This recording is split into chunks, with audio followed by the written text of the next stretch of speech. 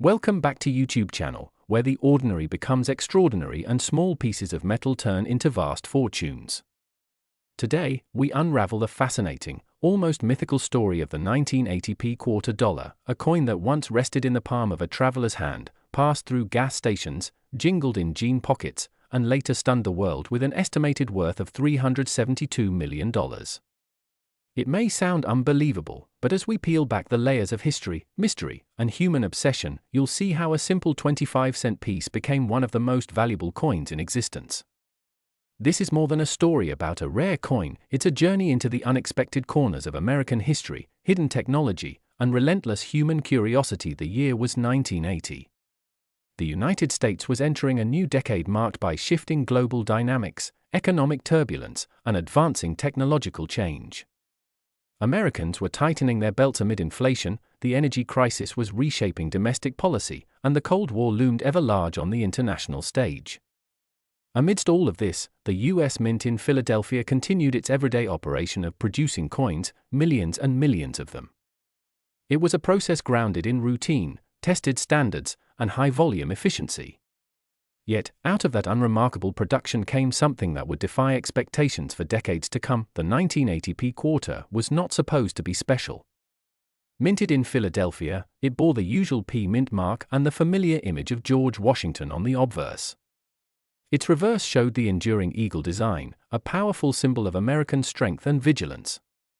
It was struck in the standard-clad composition of copper and nickel, designed to be durable, lightweight, and cost-effective. But hidden in one extremely limited and little-known production run, something changed. The first clue to this anomaly wouldn't emerge until decades later. In 2009, a retired Navy technician named Harold Atwood was sorting through a bucket of change collected over a lifetime.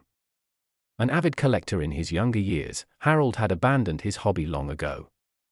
But after losing his wife and facing long, lonely evenings, he found comfort in the simple joy of organizing his old coin jars. That's when he found it, a 1980p quarter that didn't feel quite right. It weighed slightly more than it should have. It sounded different when dropped on a hard surface. Intrigued, Harold consulted a local collector who dismissed it at first, calling it a curiosity, nothing more. But Harold couldn't shake the feeling that there was more to it. Eventually, the coin was sent to an independent testing lab, and what they found stunned everyone involved. The coin was made not of the standard-clad composition but of a high-content palladium-silver alloy, an exotic mixture rarely seen in circulation coins and virtually impossible to produce by accident. The implications were staggering. Either this coin was the result of an experimental production never disclosed, or it was an extraordinary minting error that escaped all documentation. As word spread, the numismatic world lit up. Researchers and collectors dove into archives. FOIA requests were filed to the Treasury and the U.S. Mint, and slowly, bits of information began to surface. In a declassified internal memo dated February 1980, there was mention of a classified metallurgy test being conducted on coinage materials under a special Department of Defense directive. The purpose was to explore tamper-resistant coinage that could serve dual roles, as currency and as encrypted data storage units for operatives working abroad. The theory may sound far-fetched, but the Cold War era was filled with unconventional intelligence strategies, and currency was one of the few items that could travel undetected across borders. According to this theory, the alloy used in these rare quarters was selected for its durability and resistance to certain forms of scanning and corrosion. A total of 50 prototypes were allegedly struck, hidden among normal circulation runs to observe how well they would survive real-world conditions. Of those 50, only one surfaced. The coin found by Harold Atwood. Harold's discovery ignited a firestorm of media attention. The coin was examined by metallurgists, minting experts, historians, and intelligence analysts. Each confirmed the same thing: this coin should not exist. Its material composition could not be explained by standard minting errors. Its authenticity was validated repeatedly. Offers poured in. Museums, collectors, tech billionaires, and private investors all wanted to own a piece of this enigma. Harold, reluctant at first, eventually agreed to sell it in a private deal for a sum rumored to be in the hundreds of millions. That number was later confirmed to be $372 million. What followed was a treasure hunt of epic proportions. Collectors across the country began examining their 1980 quarters with newfound zeal. People brought jars of coins to coin shops, banks saw a spike in coin counting activity, and the online coin collecting communities exploded in growth. Everyone was hoping to find another palladium silver quarter, but none emerged. At least, not officially. Rumors circulated of a second coin discovered in 2015 by a European collector, but it was never verified or publicly shown. If it exists, it remains hidden. Despite the mystery, the 1980p quarter dollar has achieved near mythical status. It has inspired scholarly articles, documentaries, and even a major motion picture script that remains in pre-production limbo. But the story is far from over. The existence of just one confirmed piece has sparked numerous questions. Was it truly part of a government intelligence experiment? Did others exist and get melted down, lost, or simply remain undiscovered? Is there a database somewhere that holds the key to the full truth? Over time, investigators uncovered more tantalizing clues. In the archives of the National Institute of Standards and Technology, a 1979 research paper described testing the electromagnetic signature of coin metals.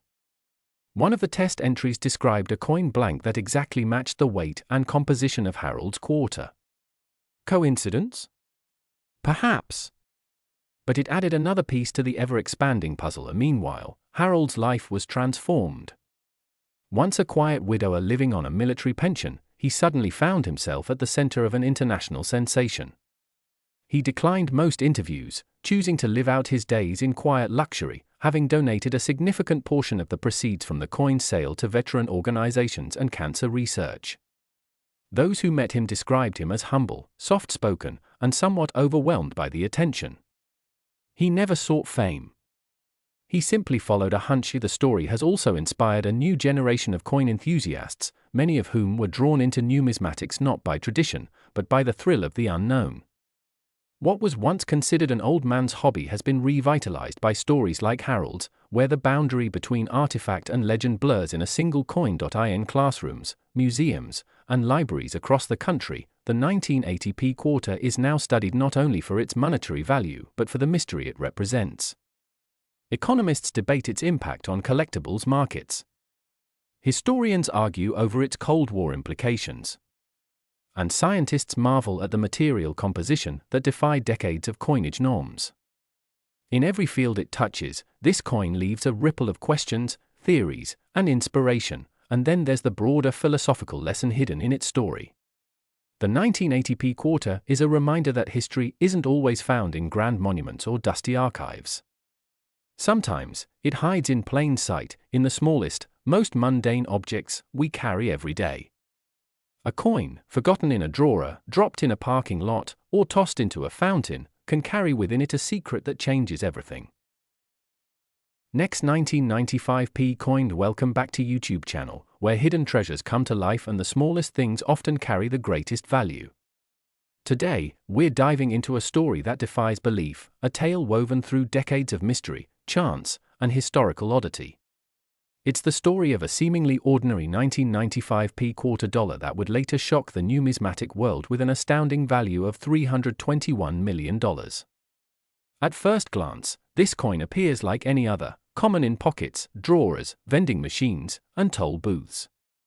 But one particular specimen of the 1995p quarter holds a story so bizarre, so intricate, and so unexpected that it challenges our understanding of what a coin can truly be worth. It all began on a chilly winter evening in Philadelphia, the city where the coin was originally minted. A retired chemistry professor named Linda Whitaker was walking her dog through her neighborhood when she stumbled upon a small roadside yard sale. There, among an assortment of dusty trinkets and old furniture, sat a rusted tin cash box. The owner, an elderly man with sun-spotted hands and thick bifocals, offered it to her for $2. It looked like something from a forgotten attic, but curiosity got the better of her. She took it home without much thought. Later that evening, while examining its contents, she discovered several coins taped to the underside of the cash box lid. Most of them were common and worn, but one quarter stood out. It had a peculiar shine, an unusual weight, and a strange resonance when dropped on a hard surface.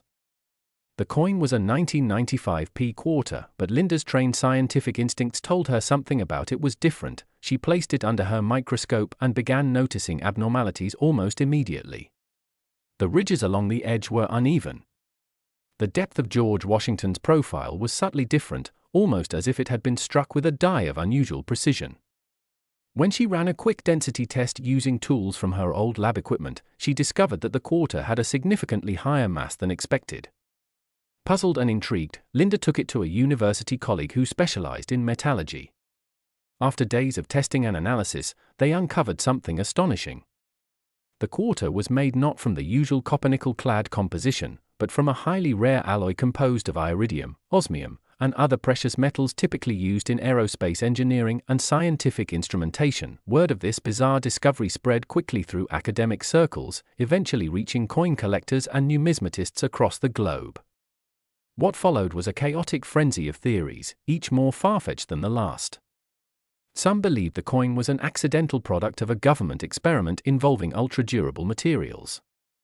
Others were convinced it was an intentional test strike by the Mint to explore alternatives for space-traveling currency. Still others theorized that the coin had somehow been tampered with by a foreign agency for unknown purposes, but the most compelling theory came from a retired Mint employee who chose to remain anonymous.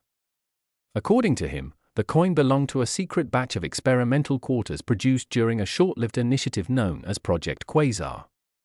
Launched in 1994, Project Quasar was a clandestine partnership between the U.S. Mint and several defense contractors to develop a currency that could survive extreme conditions, cosmic radiation, magnetic fields, and severe atmospheric changes.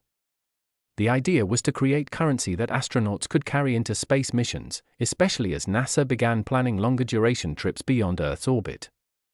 Supposedly, these coins were intended to double as data storage units, with nanostructures embedded in their metal matrices to hold mission-critical information that couldn't be erased or corrupted. The 1995p quarter discovered by Linda was allegedly one of these prototypes.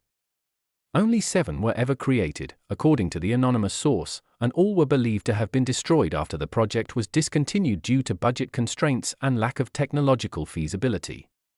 How one of them ended up taped to the inside of an old man's cash box remained a mystery. When questioned later, the yard sale owner admitted he had no idea where the box came from.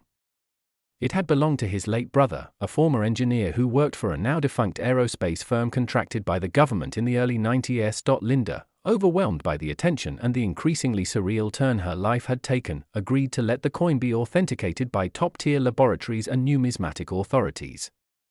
The tests confirmed its exotic composition, as well as the presence of nanoscale structures embedded deep within the coin's alloy, structures that were not only beyond the capability of 1995 manufacturing standards, but eerily suggestive of information encoding. Digital imaging revealed patterns that resembled binary code. Further decryption efforts by independent cryptographers identified fragments of data that appeared to correspond with early schematics of experimental propulsion systems, some of which mirrored modern theoretical blueprints published decades later. When the coin was finally put up for private auction, bidding reached unprecedented heights. Wealthy collectors, historical institutions, intelligence-linked bidders, and even foreign interests entered the fray. After 43 minutes of competitive bidding, the coin was sold to a mysterious buyer for the record-shattering sum of $321 million. The identity of the buyer remains unknown, though many believe it was an international defense entity interested in the embedded data. The sale rocked not just the world of numismatics, but also sparked renewed debate among policy analysts, historians, and conspiracy theorists. Was Project Quasar real? Were there more coins out there? What did the government know, and when? The story became a global sensation. News outlets scrambled to reconstruct timelines, former Mint officials were interviewed, FOIA requests surged, and Linda Whitaker, once a quiet retired professor, became a reluctant public figure. In the months that followed, several other coins were examined, including other 1995p quarters, but none shared the same properties. Online forums and coin enthusiast communities launched massive campaigns to locate the remaining 6 coins rumored to have existed. Some believed they had already been melted down or recycled unknowingly. Others held on to hope that more were out there, hidden in old cash registers, forgotten piggy banks, or buried beneath decades of dust in antique stores. Meanwhile, new theories emerged. Some claimed the coin was a time capsule sent from the future, part of a secret message meant to be uncovered at a precise moment in human history. Others speculated that the coin was part of an alien contact protocol, embedded with data humanity wasn't ready to understand. These fringe theories, while fantastical, only added to the coin's mystique. The Smithsonian offered to acquire the coin from its new owner to display it publicly, but the offer was declined.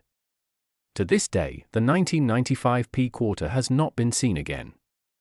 Its current whereabouts are unknown, its data locked away, its story unfinished. As for Linda Whittaker, she used a portion of the proceeds to establish a scientific scholarship fund, while retreating from public life. She occasionally appears at academic conferences and speaks about the importance of curiosity and never dismissing the potential of the seemingly insignificant. Her story has inspired a generation of young scientists and collectors alike to look closer at the world around them, to never assume that what's common is unimportant. The 1995 P quarter dollar is now more than just a coin. It is a symbol of possibility, of hidden history, of the fine line between the ordinary and the extraordinary. It reminds us that even in the most routine places, greatness can be found. One woman's curiosity uncovered a multi-million-dollar enigma that changed how we view coins, history, and perhaps even our place in the universe. As time wore on and the frenzy surrounding the coin slowly ebbed from mainstream headlines, the story didn't fade. Instead, it began to evolve. Researchers from around the globe grew increasingly obsessed with decoding what was inside the coin. While only fragments of information had been unlocked, whispers of larger, more complex data structures persisted. Independent labs in Japan, Germany, and Switzerland all sought to replicate the alloy, but none were able to recreate the specific material composition, nor the delicate nanostructures detected within. The properties of the coin defied replication, and for many, that was the most mysterious part of all. How could something so advanced exist in 1995, a time when even smartphones hadn't entered the public market? An investigative journalist named Marcus Delaney, who had covered historical anomalies for over 2 decades, took it upon himself to dig deeper into the coin's origins. He started with public records, but soon found himself down a rabbit hole of declassified documents, obscure patents filed by now-defunct companies, and mysterious deaths of engineers who'd worked in classified military manufacturing throughout the mid-90s. His articles, published in a small independent journal, hinted at a much larger operation than Project Quasar. He proposed that the coin was merely the tip of a massive secret initiative spanning decades, involving experimental materials science, quantum encryption, and even advanced propulsion. He connected the coin to strange anomalies reported in NASA labs in the early 90s, incidents that had never been explained. One of the more shocking revelations in Delaney's third article involved a connection to a 1994 fire at an undisclosed aerospace research facility in the Nevada desert. The blaze, which was publicly blamed on electrical failure, had allegedly destroyed thousands of sensitive documents. Among those lost were internal memos referencing metallic currency prototypes and something codenamed Project Echo Lattice. Though no hard evidence survived, Delaney uncovered a witness, an aging janitor named Ernest Lanning, who recalled handling small metallic discs that glowed faintly under UV light and were kept in secure glass boxes like alien artifacts. Lanning described one disc in particular, about the size of a quarter, with the exact same luster and weight anomalies reported by Linda Whittaker's coin. The implications of Delaney's research reignited public interest. Online theorists, treasure hunters, and amateur scientists began scouring yard sales, flea markets, and antique shops, desperate to uncover similar coins. Coin collecting apps were flooded with uploads of 1995 P quarters, hoping to match the legendary piece. Yet, no confirmed matches were ever found. The market responded accordingly. Prices for 1995 P quarters skyrocketed, despite most being completely normal. A collector's fever gripped the world, with auction houses reporting a tenfold increase in quarter-related inquiries. Some people sold houses to finance coin purchases. Some formed search groups that scoured old mint shipment logs. Others claimed to have found coins with similar energy signatures, only to be debunked by experts. Back in Philadelphia, the U.S. Mint faced mounting pressure to respond. At first, they dismissed the situation as urban legend. But once the authentication labs confirmed the coin's composition and embedded structures, they changed their tone. In a brief and vague press release, the Mint acknowledged the existence of experimental strike programs conducted in the early to mid-1990s, but denied any knowledge of classified material usage. This only fueled speculation. Some believed the Mint had been kept in the dark, with rogue elements inside other government agencies conducting off-the-books projects using Mint resources. Meanwhile, Linda Whittaker became a source of admiration and curiosity. She received thousands of letters from hopeful coin searchers, science students, and conspiracy theorists alike. Her image was quietly added to forums and poster boards, and some even called her the accidental Satoshi for her role in unearthing what some began calling the coin of echoes.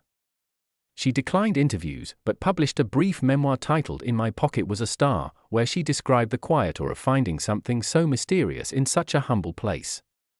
The book became a bestseller, not because of its revelations, she was careful not to speculate, but because of its introspective tone and celebration of curiosity. The Smithsonian, despite failing to acquire the coin, erected an exhibit inspired by the event. Called Mysteries in Mint, it featured replicas, documents, and a multimedia display showing everything from historical coinage practices to speculative science about data-embedded metal alloys. It became one of the most visited exhibits in the museum's history, drawing school groups, researchers, and families. For many, it was their first exposure to the intersection of history, science fiction, and real-world mystery. The unknown buyer of the coin, still hidden behind layers of anonymous bidding agents, became a subject of massive speculation. Some believed it was a reclusive billionaire interested in crypto security. Others said it was a black-budget agency retrieving its lost asset. One particularly persistent rumor suggested the buyer was actually an advanced AI running on a decentralized platform, designed to identify and collect objects of extreme informational value. While this sounded outlandish, the rumor persisted on the internet, particularly within fringe tech forums. Years passed, but the story didn't die. Instead, it grew into legend. College courses on cryptography used the coin as a case study in uncrackable embedded systems. Economists debated whether physical objects could still hold databased wealth in a digitized world. Filmmakers made documentaries and even fictional thrillers based on the saga.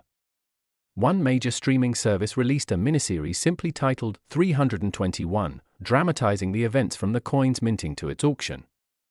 It won several awards and reintroduced the tale to younger generations. Then, almost 10 years later, a second coin appeared. It was discovered in a small town in northern Italy by a former NASA technician who had retired to the countryside. While repairing a vintage jukebox he had purchased from a traveling collector, he opened the coin return slot and discovered a 1995 quarter lodged deep in the machine's mechanism. The technician, curious due to his background, ran preliminary tests and noticed the same weight and spectral anomalies. He sent the coin to the same lab that authenticated Linda's quarter, and after weeks of secrecy and analysis, they confirmed it. This was the second authentic quasar quarter. The news made global headlines, and speculation erupted once more. Was this proof that all 7 coins had survived? Where were the others? Did they still contain data? Were they still hidden among the billions of regular coins in circulation, waiting to be discovered by someone observant enough to notice their subtle differences? The second coin was never sold. Instead, it was donated to a Swiss research consortium that agreed to study it under strict transparency guidelines.